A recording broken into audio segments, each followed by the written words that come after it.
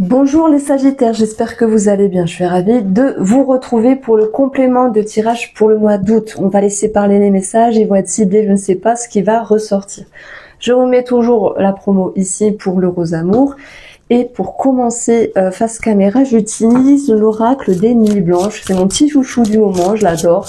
Il est un peu spécial. Les images sont un peu spéciales, j'avoue, mais finalement j'adore. Alors, les Sagittaires, vous avez les fourmis.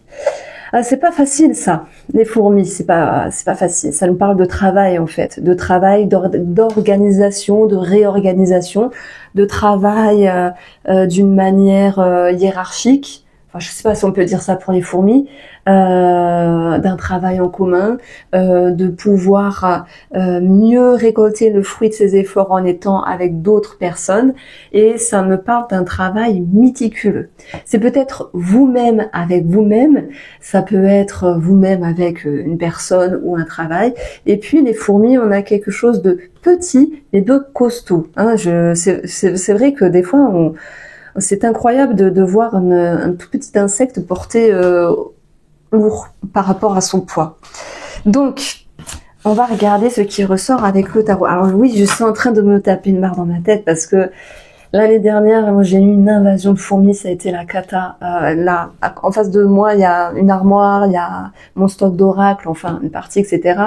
Et la veille, je vois une fourmi passer, je me dis pas, tiens, je vais l'éclater. Je me dis, bon, ben c'est tout, je vais passer l'aspi, tout ça. Le lendemain, c'était des centaines et des centaines de fourmis qui étaient dans l'armoire et on a mis 2 heures et demie à tout enlever, à tout nettoyer, à tout aspirer. Donc les fourmis, c'est une plaie, mais dans votre tirage, c'est positif, quoi qu'il en soit.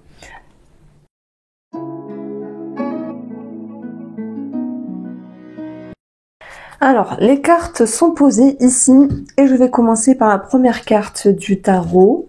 Tous les jeux sont indiqués en barre d'information. Vous me demandez souvent, tout est indiqué.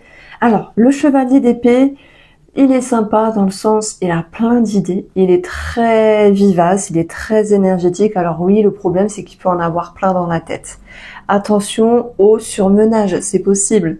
Mais ce chevalier, lui, il va aussi dans une quête de vérité.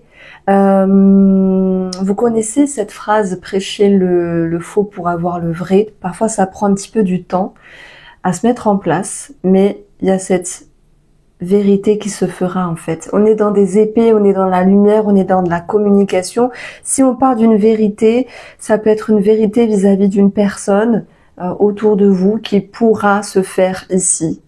Et on a la lumière qui va nous parler d'éclaircissement et ce que vous allez apprendre ou comprendre d'une personne, ça va vous ravir. Alors, je sais pas comment on peut le dire. Est-ce qu'on parle de pouvoir, avec votre épée trancher, ramener une certaine justesse, une certaine justice? Pour moi, c'est pas votre. Il n'y a pas d'animosité, il n'y a pas de comment on dit, de rivalité, de méchanceté derrière tout ça. C'est le karma, c'est la vérité et c'est comme ça. On n'est pas encore sur un roi d'épée, mais on est sur un chevalier. Donc, il y a peut-être des efforts en fait encore à fournir pour pouvoir aller sur cette lumière, sur cette vérité, sur un déclic intérieur aussi peut-être. Donc, il peut être sympa, mais il peut être un petit peu moins. Parce que parfois, il peut être tranchant dans ses mots. Alors, est-ce que c'est vous qui êtes tranchant ou tranchante? Ou est-ce que c'est une personne qui est tranchant autour de vous? Voilà. On va avoir ici le pendu. Le pendu, un temps de pause qui est parfois subi ou parfois nécessaire. Il est parfois nécessaire de faire un temps de pause pour se retrouver, pour se ressourcer et aussi voir les choses à l'envers. Donc j'ai l'impression que, encore une fois, ça me parle de lumière. Parce que nous avons la lumière, le soleil, quelque chose qui éclaire, et nous avons le pendu avec sa tête à l'envers qui est normalement symbolisé aussi par de la lumière en dessous de sa tête avec voir les choses sous un autre angle. Et cette notion de vérité qui dit vérité dit mise en lumière sur une situation ou sur un état intérieur ici. Donc oui, le pendu, il peut nous dire effectivement, il y a un temps de pause à un moment donné, d'attente, voilà, d'attente, peut-être en lien avec une personne ou en lien avec le professionnel. Alors je bifurque sur le professionnel, puisqu'on va avoir, alors c'est vrai, on a des oiseaux qui peuvent nous parler d'entretien, de pourparler, ça va nous parler de dire les choses aussi. Alors, est-ce que si vous êtes avec une forte énergie, de remettre les pendules à l'heure dans le domaine pro, ou de faire une demande ici dans le domaine pro? Attention, on n'est pas que dans le domaine pro, ça peut être aussi faire une demande dans quelque chose de précis, mais bon, bien sûr, ça me parle d'argent. Voilà, parce que la lumière, elle est aussi à côté de l'argent ici. Mais ça peut concerner aussi un personnage qui peut-être revient, que ce soit familial ici, peut avoir une sœur, une maman, que ce soit ici amical. Et d'ailleurs, Mercure est rétrograde encore une partie du mois d'août, si je ne me trompe pas, faudrait que j'aille vérifier après. Et souvent on dit que c'est des personnes du passé qui reviennent. On revient vous tendre la main, peut-être qu'on vous tend des excuses ici, et blam, je vous vois trancher là où ça fait mal, mais parfois il faut recadrer les énergies ici. De toute manière, peu importe qu'il y ait des choses à recadrer ou pas du tout, ça peut être simplement cette énergie pour le mois d'août où vous avez besoin de voir clair dans une situation. Ce que vous récoltez, ça va être la reine de bâton. Vous êtes, bon, d'ailleurs pour moi la reine de bâton, c'est le Sagittaire à proprement parler. Le positif, le dynamisme, le côté enjoué. Vous savez ce que vous, alors 1, 2, 2, vous savez que ce que vous allez mettre en place va réussir. On a une belle énergie de créativité et de regarder droit vers l'avenir. C'est une carte de confiance ici et c'est comme si vous vous dites que vous avez des capacités, il est temps de vous en servir. Alors ça peut être dans la prise d'un nouveau travail, d'où l'idée de passer un entretien ou d'avoir des communications autour d'un changement professionnel, puisqu'on a l'attraction autour. Peut-être de vous reconvertir dans quelque chose qui vous plaît plus, c'est possible. Et puis, les oiseaux restent des discussions. Alors, si je prends le domaine financier, pour moi, cette carte-là de l'abondance, elle est très jolie, je l'aime bien. Elle est prise en sandwich avec le soleil et le retour. Le retour de l'argent, le retour de l'abondance, le retour d'un projet et de sa réalisation, quelque chose qui se remet en route, par exemple.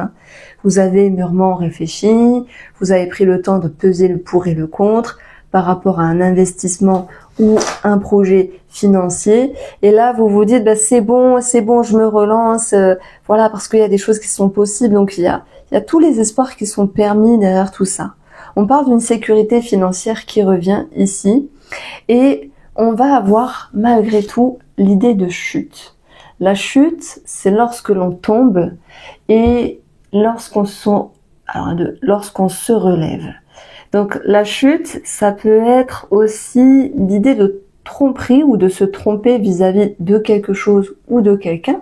Et je prends l'exemple, vous pourriez vous dire, sur le plan financier, puisque là on est dedans, tiens, est-ce que je dois prêter une somme d'argent à une personne? Ben si on vous dit pas trop, quoi, c'est un petit peu spécial. Il y a quelque chose qui ne sent pas bon, il y a comme une ambiguïté, comme une ambivalence. Voilà pourquoi vous pourriez prendre une certaine distance.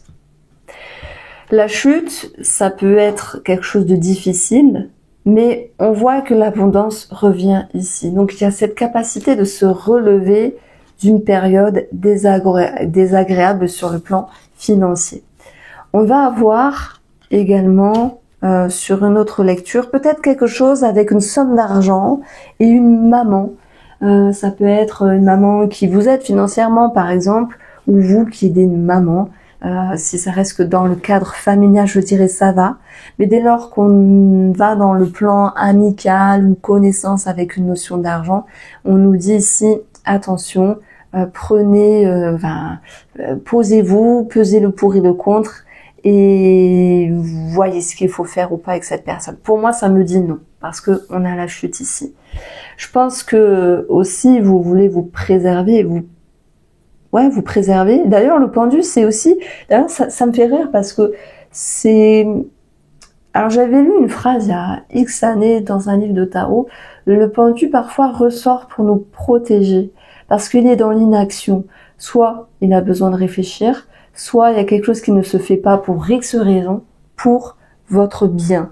Et c'est ce qui peut aussi retomber sur le plan relationnel et amical, je dirais. Alors, si on parle ici de cette carte-là, la distance, mais c'est pas que ça, le lâcher prise. Oui, il se peut qu'il y ait une forme de distance avec une personne. En même temps, c'est pour voir la vérité, pour mettre les choses au clair, de vous à vous, mais aussi de vous avec une autre personne. Ça peut bien sûr toucher le cadre sentimental. Et la distance, elle peut être subie, voilà, ou elle peut être voulue aussi. Subie, l'autre est muté, l'autre personne est mutée, l'autre personne a besoin de prendre le large. Ça peut être quelque chose qui vient de vous, ce besoin de vous retrouver comme un pendu finalement, de prendre soin de vous. Et il y a derrière tout ça, voir les choses sous un autre angle. Je sais pas si vous avez, bah oui, forcément, quand on est en hauteur, on voit les choses avec un œil différent ici. Il y a des personnes sagittaires qui vont vouloir lâcher prise aussi par rapport à une situation. Alors c'est vrai que qu'il y ait un conflit ou non, ou une ambiguïté avec une personne, je vous ai dit, je vois pas d'animosité ni de méchanceté, c'est la vérité avant tout. Voilà, c'est ça le message, les sagittaires pour ce mois d'août, la vérité avant tout. Et bim, on va aller chercher la lumière ici. Bah déjà, elle nous parle de vérité, d'éclaircissement, de déclic, de vérité, voilà. C'est la carte de l'été, mais c'est aussi une amélioration qui va être présente dans votre esprit, qui va être présente dans votre intérieur, voilà.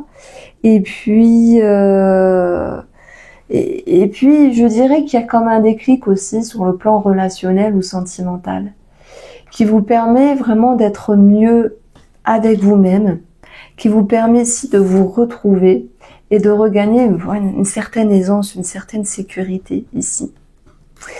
Comme je vous l'ai dit, sur le plan familial, il pouvait y avoir le retour, une possible réconciliation. Ça peut être aussi cette notion de revenir en arrière sur certaines idées, sur certaines pensées, c'est possible. Mais bon, je vois s'il y a une maman, l'idée de voilà, d'un lien, d'argent, d'une aide par rapport à une maman, quelque chose comme ça. Et peut-être aussi une quête de vérité, c'est possible. Alors, je dirais que les célibataires ici sont lumineux, dégagent quelque chose de puissant. La reine de bâton, elle en jette quand même. On a la reconnaissance, on a l'abondance. Alors, je vais pas le dire. Enfin, si je le dis bizarrement, c'est vous vous remettez en selle, mais ça fait pas très joli. Parce que déjà des fois on n'a pas envie de se remettre en selle, hein. C'est pas l'amour, c'est pas d'aller au galop non plus, c'est peut-être trouver un rythme plus agréable, mais il y a des périodes pour les célibataires où il se passe rien et après l'énergie revient. Donc l'énergie revient ici. Où vous vous sentiez pas prêt ou prête à vous ouvrir et que maintenant oui, c'est possible de s'ouvrir à nouveau. Il y a vraiment cette idée de reprendre d'avoir une nouvelle ouverture sur l'amour, et ça commence déjà par l'envie d'avoir envie, de s'ouvrir, de faire confiance, de séduire, de montrer aussi ce que vous êtes, votre réelle personnalité ici. Et on est sur une reine de bâton qui va pas jouer avec son image, elle se montre telle qu'elle est. Et tout comme le soleil qui nous parle d'identité, comme en astrologie par exemple. Le soleil, c'est aussi l'ego qui est présent, mais dans le bon sens. Pour moi, vous vous montrez tel que vous êtes et c'est tout à votre honneur ici. Donc oui, les célibataires, il y a peut-être cette notion de vouloir s'ouvrir. Alors oui, il peut y avoir une personne du passé qui revient, c'est possible. Les oiseaux, le retour, l'attraction, la séduction, l'alchimie, la frivolité, l'attirance. Et je l'ai pas dit tout à l'heure, mais on peut avoir une notion d'argent par rapport au couple avec la réalisation d'un projet. Qui dit argent peut nous parler de pax, mariage ou divorce pour d'autres, même si le divorce ne ressort pas là, en tout cas dans mon petit jeu, c'est qu'une toute petite lecture, mais on a une notion d'argent, mais surtout d'abondance qui revient. Donc voici pour vous les Sagittaires, j'espère vous avoir éclairé. Je vous embrasse et prenez soin de vous.